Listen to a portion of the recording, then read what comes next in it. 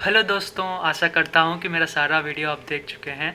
आपको इस वीडियो में चैप्टर 5 ज्योग्राफी क्लास 8 से मैं स्नेहाशीष पाठी आपको एक्सप्लेन करूँगा। ठीक है, ये सिंप्लीफाइड नोट्स है ताकि आप बहुत ज़्यादा और सिंपली अंडरस्टैंड कर सको इस लेसन को। ज्योग्राफिकल इंडस्ट्री सेकेंडरी एक्टिविटी जो कि हम पिछला वीडियो में पढ़ चुके थे ना। सेकेंडरी एक्टिविटी में क्या जाता है? प्रोसेसिंग जाता है किसमें? सेकेंडरी एक्टिविटीज़ में। हम इस वीडियो में प्रोसेसिंग किस मटेरियल को करते हैं जी? प्रोसेसिंग रॉ मटेरियल को करते हैं। ठीक है, रॉ मटेरियल को प्रोसेसिंग करते हैं, उसको क्या बोलते हैं? सेकेंडरी एक्टिविटीज़ में वो सारा इंक्लूजन है। लेकिन हम क्या इंडस्ट्रीज के बारे में पढ़ेंगे जो कि टेरिशरी एक्टिविटीज़ में जाता है, जैसे कि सेल्स, ट्रेडिंग, वो सारा। ठीक है, इंडस्ट्रीज में क्या होता है? स्मॉल स्केल इंडस्ट्रीज होता है, लार्ज स्केल इंडस्ट्रीज होता है। स्मॉल स्केल इंडस्ट्रीज में क्या होता है? स्मॉल स्केल इंडस्ट्रीज में खाली हैंडमेड एंड कॉटेजेस का उत्पादन होता है। मीन्स सारा हैंडमेड जो कि हाउस होल्ड घर में ही बनाते हैं, घर में ही उसका इंडस्ट्रीज बना देते हैं, जैसे कि different kinds of accessories, different kinds of availabilities of foods, वो सारा किस में जाता है? स्मॉल स्केल इंडस्ट्रीज में जाता है। जैसे कि एग्जाम्पल है बास्केट वीविंग, पॉटरी, हैंडक्राफ्ट, वो सारा किस में जाता है? स्मॉल स्केल इंडस्ट्रीज में। उसके बाद क्या पढ़ेंगे? लार्ज स्केल इंडस्ट्रीज, जिसमें बहुत सारा उत्पादन होता है, जैसे कि हम जाते हैं different kinds of drinks, automatics, mobile phones, automobiles, heavy machineries, वो सारा लार्ज स्केल में होता है। क्यों होता है? उसका investment as well as capital भी हाई होता है, और टेक्नोलॉजी के तरह से देखें तो बहुत सुपीरियर एंड एडवांस्ड रहता है, इसीलिए वो किस में जाते हैं? लार्ज स्केल इंडस्ट्रीज में जाते हैं। उसके बाद ओनरशिप में क्या होता है? कौन ओन कर रहा है वो small scale and large scale industries को। वो ओनरशिप भी विभिन्न प्रकार में डिवीजन हुआ है। एक है private sector, public sector, joint sector and corporate sectors. इस प्राइवेट सेक्टर क्या होता है? प्राइवेट जो कि प्राइवेट स्कूल्स होते हैं उसी प्रकार ही होता है प्राइवेट सेक्टर, जिसमें एक ही इंडिविजुअल का इंक्लूजन रहता है। ठीक है, एक ही individual operated by a single individual, और एक ग्रुप ऑफ इंडिविजुअल भी होते हैं। ठीक है, जैसे कि Bharat heavy electrical limited and Indian corporation limited. ठीक है, वो सारा प्राइवेट सेक्टर में आता है।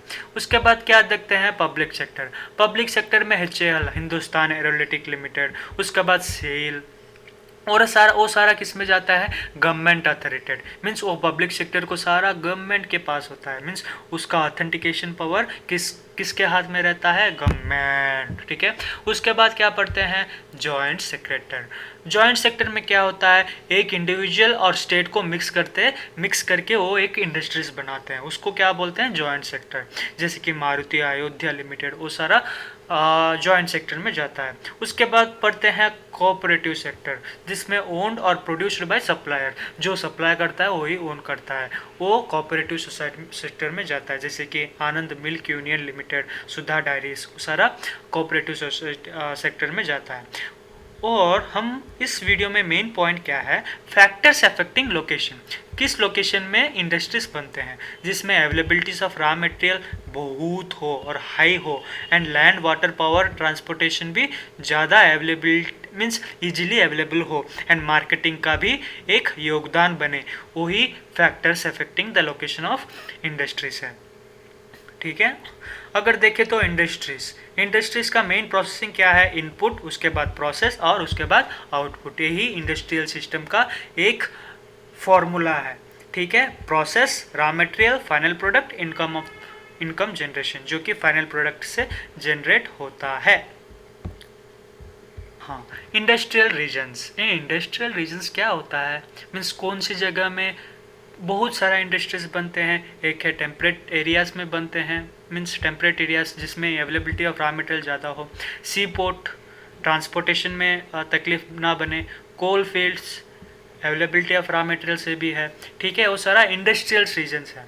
अगर देखें तो वर्ल्ड का बहुत ज़्यादा कहाँ पे होता है?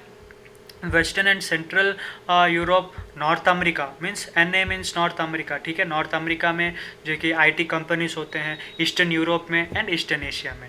उसके बाद इंडिया में देखें तो मेन है बेंगलुरु, उसके बाद हुगली, कलकत्ता, अहमदाबाद एंड बड़ौदा, ठीक है। वो सारा इंडिया में होता है। आयरन एंड स्टील इंडस्ट्रीज, ठीक है, ये मेन इंडस्ट्रीज है इंडिया का, आयरन एंड स्टील इंडस्ट्रीज। उसके बाद इंफॉर्मेशन एंड टेक्नोलॉजी इंडस्ट्री। अगर देखें तो आयरन एंड स्टील इंडस्ट्रीज में क्या रॉ मटेरियल है, आयरन और course, limestone, labour and Capitals.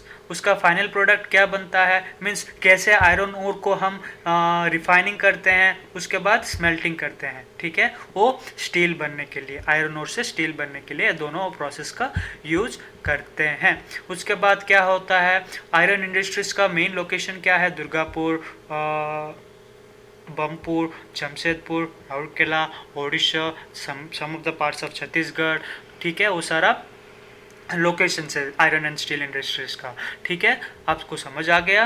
और iron and steel industries world में किस किस देशेस में मिलते हैं, मीन्स वर्ल्ड में कितना कंट्रीज में मिलते हैं, जर्मनी में, USA में, चाइना में, जापान में, रूसिया में, ठीक है। सेंट्रल कैलिफोर्निया में जो कि IT इंडस्ट्रीज का अवेलेबिलिटी है, textile industries India, Hong Kong, south Korea, Japan, Taiwan.